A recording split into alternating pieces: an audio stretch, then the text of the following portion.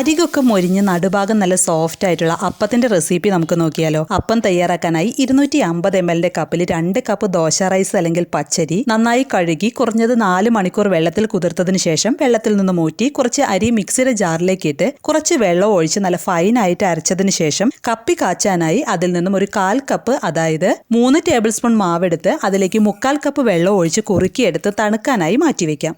അരച്ചെടുത്ത മാവ് ഒരു പാത്രത്തിലേക്ക് ഒഴിച്ച് ബാക്കിയുള്ള അരി ജാറിലേക്ക് ഇട്ട് കൂടെ 1 കപ്പ് തേങ്ങ ചിരകിയത്, നന്നായി തണുത്ത കപ്പി കാച്ചിയത്,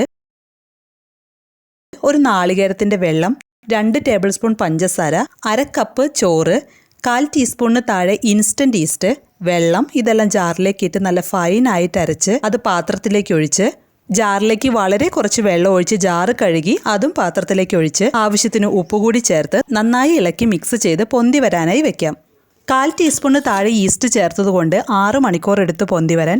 പൊന്തി വന്ന മാവ് വളരെ പതുക്കെ ഇളക്കി അപ്പച്ചട്ടി ചൂടാക്കി അതിൽ കുറച്ച് നെയ്യ് ബ്രഷ് ചെയ്ത് അതിലേക്ക് മാവ് കോരി ഒഴിച്ച് ചുറ്റിച്ചു കൊടുത്ത് മൂടി വെച്ച് അപ്പം വേവിക്കാം.